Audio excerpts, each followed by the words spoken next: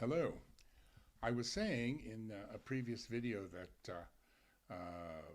many years ago, Labour, in an election that they lost, handed the Tories a UK PLC, if you will, with an empty till. And I fear the way things are going right now, that the Tories may return the favour in the not too distant future.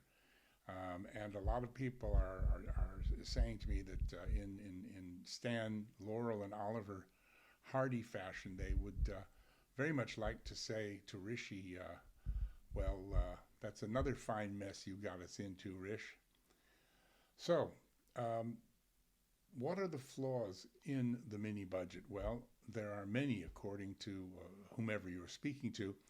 But the two biggest that I see, well, the three biggest that I see are, first of all, that they presented the budget with no data and no analysis, which they could have easily gotten had they availed themselves of the OBR, the Office of Budget Responsibility, who apparently had prepared numbers for Kwasi to use, but he, I'm told by several sources, ignored them.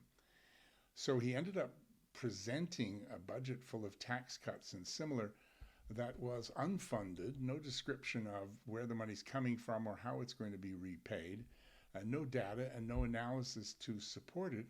And the market started dropping the pound and started dropping and interest rates shooting up and people attacking our currency whilst he was actually talking, which is the fear of every chancellor. It never happens, but this time it actually did.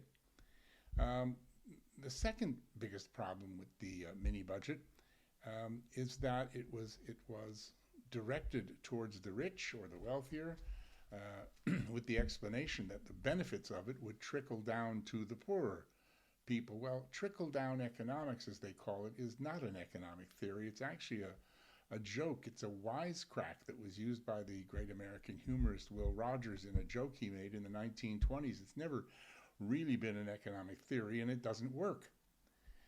Just look at the banks. Every time we have interest rate increases and they earn more income, do they trickle that down to saving accounts, to savers? No, of course they don't. The rich didn't get rich by trickling their money down to the poor, did they? The next thing that's wrong with the budget is that two-thirds, let me try to explain this as simply as I can. Two-thirds of our electricity, two-thirds of our energy bills at home are electricity. And 80% of our electricity does not come from gas. But under historic conventions from way back in the 80s when gas was nationalized, we still price our electricity according to the international market price of gas, which of course is influenced greatly by Putin at the moment.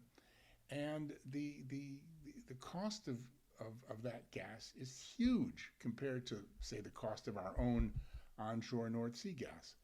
So our electricity bills are grossly inflated. The so-called experts and think tanks claim that it's inflated by as much as 60 billion pounds out of the 150 billion that Liz and Kwasi are now going to spend, if they're allowed to, on their new program.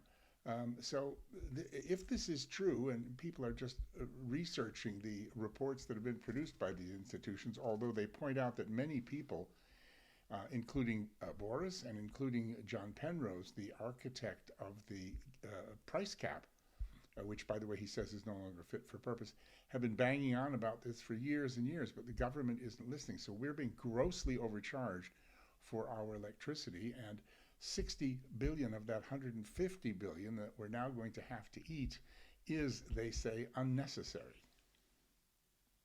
That's not a gas.